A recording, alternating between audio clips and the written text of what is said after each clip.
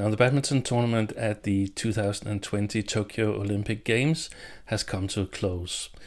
A fantastic tournament it was, with lots of drama, lots of good badminton, and some surprises along the way as well. In this video, we take a look at exactly what happened and how it happened.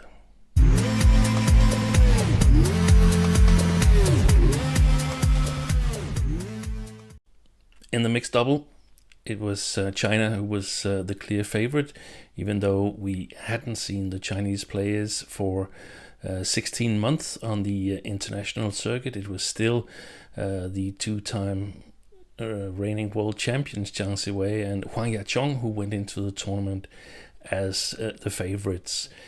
The second-seeded pair from China, Huang Yilu and Huang Dongping, they really did well up until everything was halted in badminton and in the rest of the world due to the corona pandemic.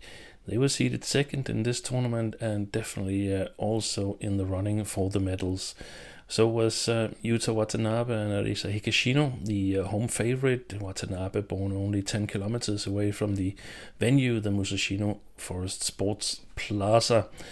And as the tournament progressed, there was a lot of things that quickly became clear. The silver medalists from 2016, Go Liu Ying and Chan Peng Soon, were not at their best and bowed out in the group stage. And also Praveen Jordan and Melati Oktavianti from Indonesia were clearly not at their best either, and bowed out in the quarterfinal to Jiang Ziwei and Huang Yaqiong.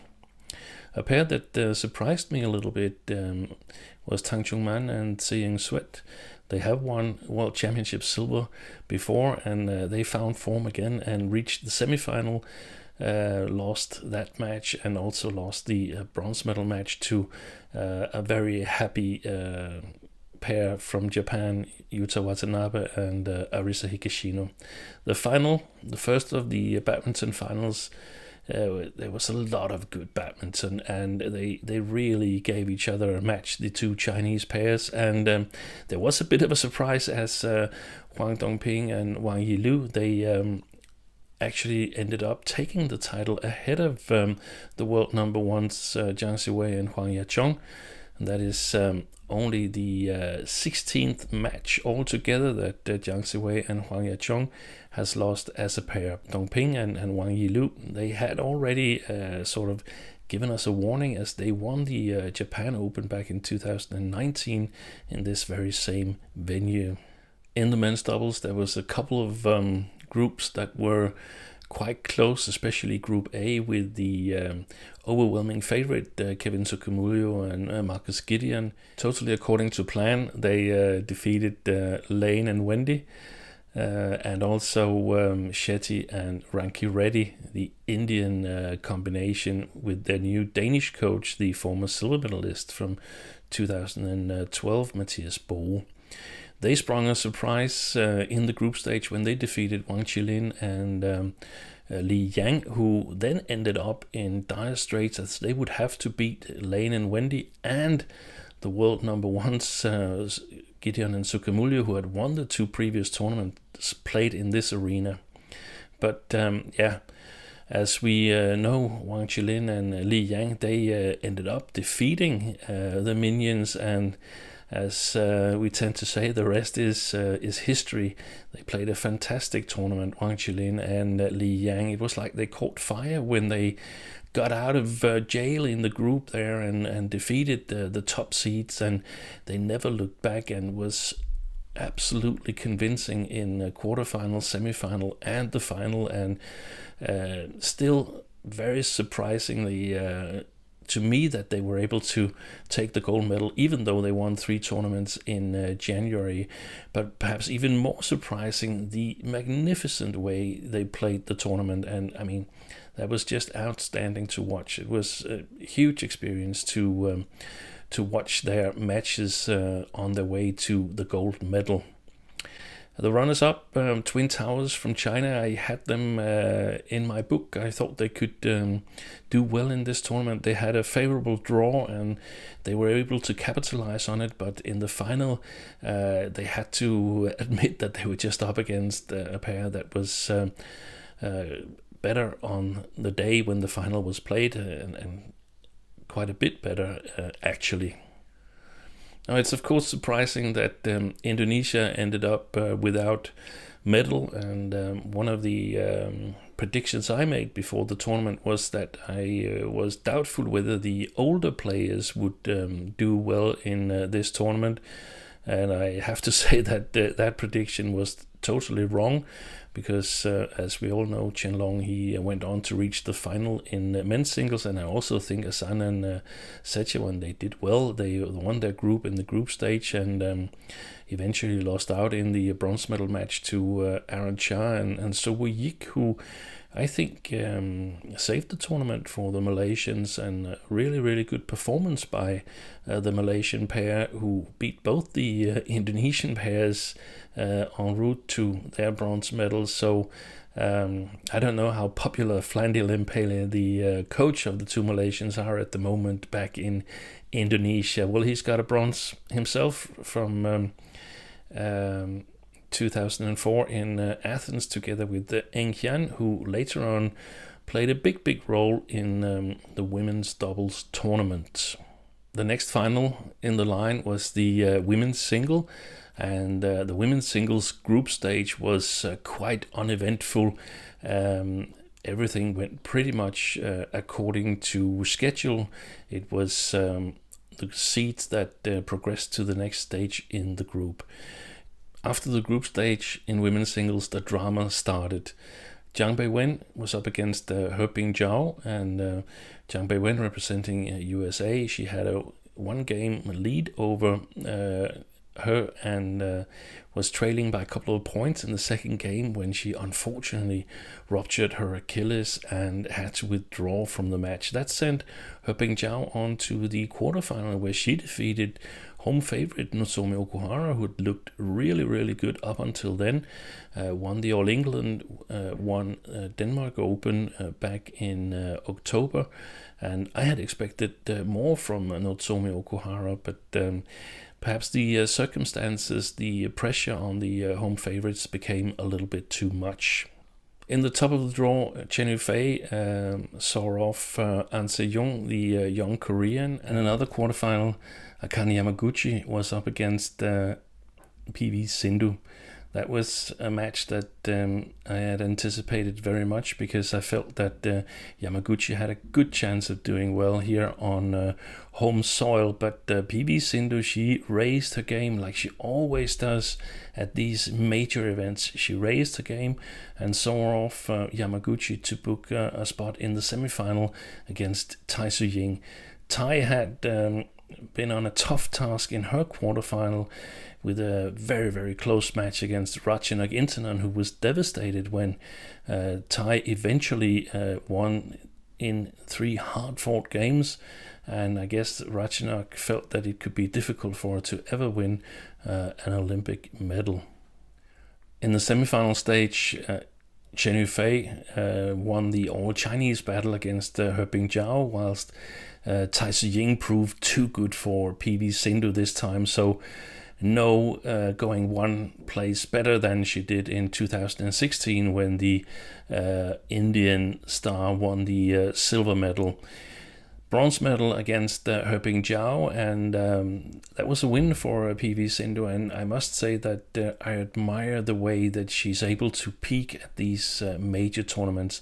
It's not like PV Sindhu has played really well since she won the World Championships back in 2019, and I didn't have her as a favorite to win a medal in women's singles, but she proved me wrong and did a fantastic effort and secured a medal for India. The women's singles final was a fantastic battle between Tai Tzu-ying's magnificent shot making and the cleverness and the sort of all-round stability of Chen Yufei, and in the end As we know, Chen Yufei, she prevailed by the narrowest of margins in the third game. And it was just a fantastic final. I know that, or I sense that a lot of people tend to favor Tai Tzu Ying because of her beautiful technical skills and deceptions and stuff like that. I just feel that we have to credit Chen Yufei for being a very, very clever badminton player. She's got very, very few gaps in her game, and she can tailor her game to her opponent. And I mean, it looks very, very nice and playful when Tai Tzu Ying plays badminton. Unfortunately, there's no points for artistic impression, and I feel the understanding of the game that Chen Yufei was displaying, that was just magnificent.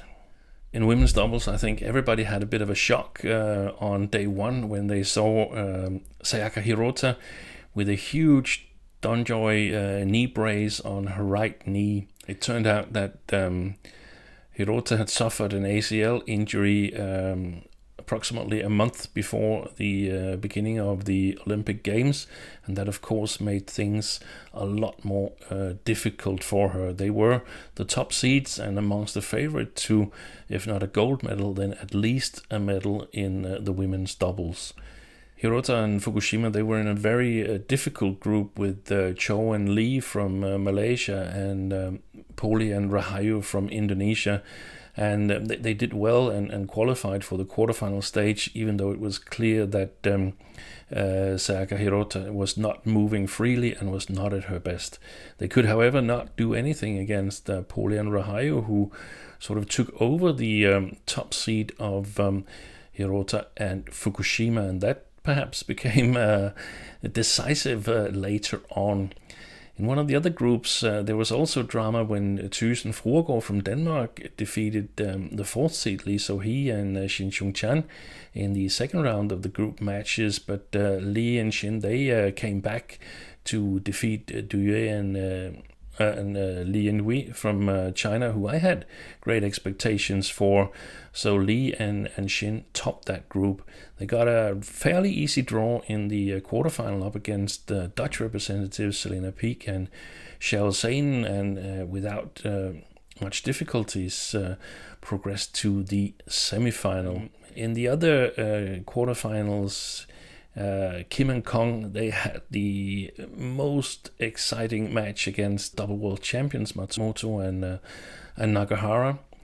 The Japanese hopes, the third seeds in this tournament, they had, I think they had 5 match points, but were unable to convert. And in the end, Kim and Kong took the victory on their third match point and thus denied Japan any medal in women's doubles. That was something that nobody could have foreseen back in 2016 when Matsutomo and Takahashi won the Olympic gold back in Rio. But yeah, the world champions, they don't match up well against the Koreans. But I mean, when you play so well that you get to have 5 match points, then of course you could have done it and moved on in the tournament. And that's what we sometimes forget, that we know who wins the medals, but there's a lot of players that also could have won the medal with a little bit extra effort, with a little bit extra luck. It's so small margins that decides who is a success and who perhaps wanted to do and hoped to do better in the tournament.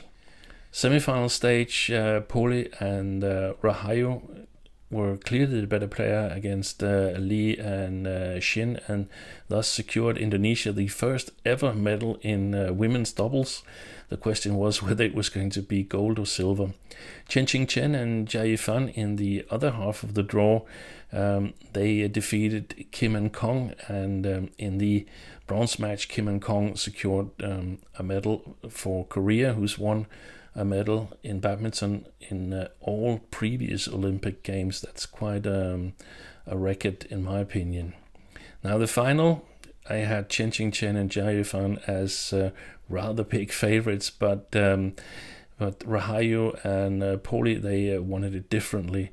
They played a magnificent game, and I think I've never seen them play any better. Perhaps Chen and Jia were a little bit nervous, but at least the Indonesians definitely made them nervous. And Rahayu probably played the match of her life. She's definitely matured in the last 16 months or so. They had some success in the bubble in Thailand in January, but the play they displayed in the final, that was absolutely outstanding. And Gracia Poli winning an Olympic gold medal this late in her career, that was just a fairy tale come through, in my opinion. And we could also see after the match that they were quite emotional together with coach Eng Hian, who's done a phenomenal job in coaching the Indonesian women's double. Chen Qingchen and Jia Yufan, of course, disappointed, but they were not fast enough on their feet in the final against Poli and Rahayu, and they had to settle for silver. In the last category, the last final of the Olympic Games, the men's single, it looked like Kento Momota was on a roll to win a medal. He got a good draw, except for one thing. He had a certain Korean player in the group stage, the highest ranked non-seeded player, Hugh Kwang-hee. But on home soil in Japan, what could go wrong for Momota? He would definitely be comfortable, was the perception. Also mine, that he was the favorite to win the tournament and definitely to get a medal. There was this little in the back of the head, there was this little thought that, hey, he crashed out at All England to Li Xijia, but Li Xijia had been put away in the bottom half of the draw, and Momota had drawn Victor Axelsen in a potential semi-final, a player he's got a 14-1 record against in the head-to-heads. However, there was no head-to-head between Momota and Axelsen. Hugh Kwang-hee sprung the sensation. It wasn't a surprise, it was a sensation that he defeated Kento Momota in the group stage. I was thinking back at when Lin Dan in 2004 crashed out to Ronald Susilo, and I still think that this is a much bigger surprise that Momota lost in the group stage. That sort of paved the way for Victor Axelsen, who also had a good draw up until the semifinal stage, where he was supposed to meet Momota, but Axelsen was clinical in the group stage matches, and also against Wang Tzuwei and Xi Yuqi. He gathered more self-confidence in the matches after the group stage. In the top half of the draw, there had been another huge surprise as Kevin Corden, the same Kevin Corden that back in 2011 defeated Chen Long in the World Championships back in London. He was causing trouble in the upper quarter of the upper half of the draw, so to speak. In the group stage, he defeated Ng Kalong to earn a spot in the last 16, where he played Mark Kaljau of the Netherlands, who defeated Cypronith, and Kevin Corden continued his good run and also defeated the Dutch champion. Then on to the quarterfinal, where Hugh Kwang-hee, who defeated Momota and had a bye in the last 16, waited. And another sensation from the man from Guatemala, the 34-year-old, who secured himself 2 shots at a medal in the 2020 Olympics. Now in the semifinal, it was clear that now Corden was up against a player of a different caliber than the ones he'd already defeated in the tournament.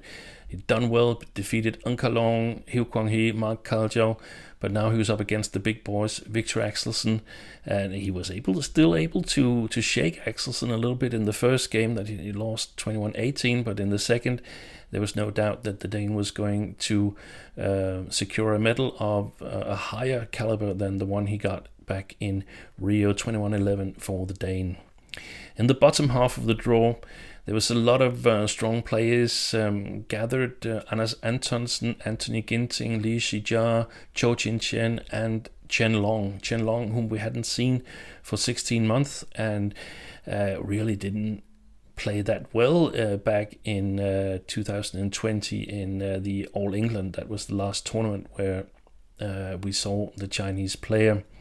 It turned out that he had set his sight on the major, trying to emulate Lin Dan and win 2 Olympics in a row.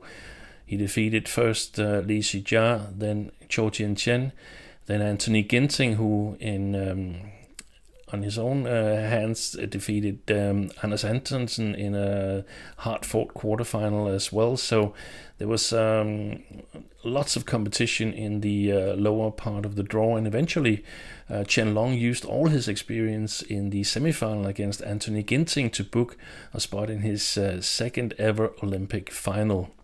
In the final, however, Victor Axelsen felt as comfortable as ever and actually quite easy won the first title at the Olympics for Denmark in 25 years and 1 day to be precise.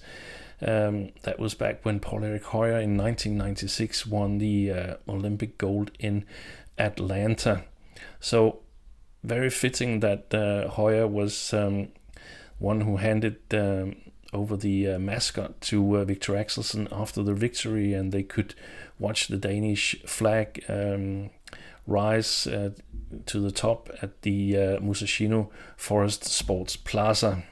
So a quick look at the medal tally shows that China finished on top with 2 gold, 4 silvers and 1 fourth place. I have incorporated the 4th place in the medal tally because, I mean, it's just someone that has decided that we should only count number 1, 2, and 3. Why is that? I want to count number 4 as well. They have done well. They reached the semifinal in the tournament. That's amazing for them. So if we decided to count all 5, then we would have the top 5 in each category. Then we would have had other names, and there's no reason that you should be unhappy as number 4 just because you don't get a medal. So we can see that that means that Guatemala and Hong Kong comes in with 1 fourth place finish each, and I think both the mixed doubles pairs with Tang Chunman and Tsieng Sweat, and especially Kevin Corden from Guatemala, they really did well in the tournament and deserve to be in the history books. Now, of course, one of the interesting things is to try and figure out why did things go the way they did. Why did the 2 Indonesian men's doubles not produce a medal? Well, it turns out afterwards that Hendra Setiawan was infected with the COVID virus 3 weeks before the Indonesian team left for Japan, so he had to isolate and couldn't practice in that period. And I think again, Sukamuljo and Gideon, they got sort of taken by the situation. They looked bewildered in their match, first in the group stage against Wang Qilin and Li Yang, and then later on in the quarterfinal against Aaron Cha and Sobu Yik. No medals for Japan in women's doubles, and no medal in men's single. In the women's doubles, of course, a lot due to Hirota's injury on her right knee, which clearly troubled her during the tournament. But Kento Momota, he was expected to deliver a medal, and he didn't do it. And what could be the reasons behind this? I have a couple of reasons that I want to share with you. I think, first of all, of course, his accident, his car accident, where he had to go through eye surgery, and being out of badminton for so long has created uncertainty. I don't know whether it has affected him. I hope it hasn't affected him as a person, but it's clear to me that his net game is not at the level it was before his accident, and his defense is also not at the same level, not at all at the same level. His touch in the defense and at the net has been gone. It started at the All England, and Li Xijia, he proved that it was possible to win the net, and it was possible to penetrate the defense of Kento Momota, something that had been very, very difficult up until the unfortunate accident back in Malaysia. Then I also think that perhaps the strapping on the calf could be more, on the left calf, could be more severe than we immediately thought. I don't know if he's still able to push the way he used to get going towards the defensive shots, especially to his backhand side. And then there's one more thing that I wondered about when watching the matches. It was there was not two coaches on the chairs. Normally in the majors, we've seen Park Ju-bong accompany his discipline coaches. That was not allowed due to COVID here. So it was Yusuke Nakanishi who was alone on the chair, and all kinds of respects to Nakanishi. He's proven that he's a great coach and that he can definitely coach at the highest level.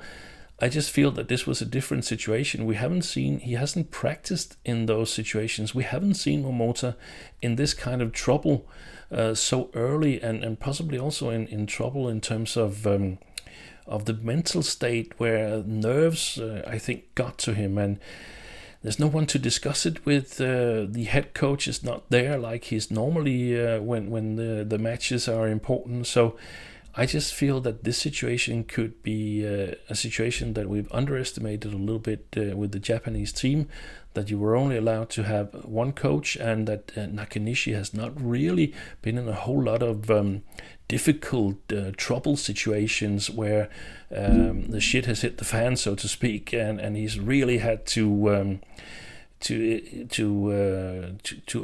operate in an emergency situation, which it was. Then it's of course obvious that Momota had some moments where some really decisive moments. He was up 10-5 in the first game against Hiu Kwang-hee, and then failed to sort of close the first part of first game and get to the interval 11-5. Instead, he ended up losing 10 straight points, falling behind 15-11. That does something to your confidence. In the second game, the exact same situation happened. Momota was leading 11-8, and you sort of feel like, okay, he's on the good side now. He's got a little bit more control of the things, and he's about to get back into this match. And then he lost 6 straight after the interval, going down 14-11. Then he fights back, gets ahead 17-15, loses 4 straight to go down 17-19, and that's just unusual, and things that suggest that there's an enormous pressure on Kento Momota in this tournament, and he wasn't really strong enough to handle it. So to round everything up, we can say we had a fantastic Olympic badminton tournament. Lots of drama, lots of surprises, lots of magnificent badminton, excellent finals we saw here.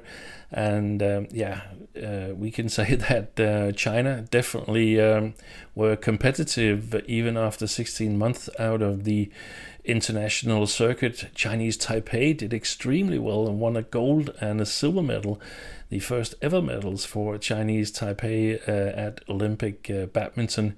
Indonesia won a gold in the category they never won it before in women's doubles through Poli and Rahayu, and Denmark got back the men's singles gold after 25 years. That is amazing. We also note that China reclaimed the women's singles crown after Carolina Marin won it back in 2016. So lots of good badminton to look forward to. Lots of majors, Sudirman Cup coming up, Thomas Cup coming up, and World Championship in the hometown of Carolina Marin in December this year. So that is pretty much all from here for now. And if you liked the video, you know what to do. Hit the like button, and if you haven't done already, then subscribe to the channel. That would help us a lot. And until next time, bye for now.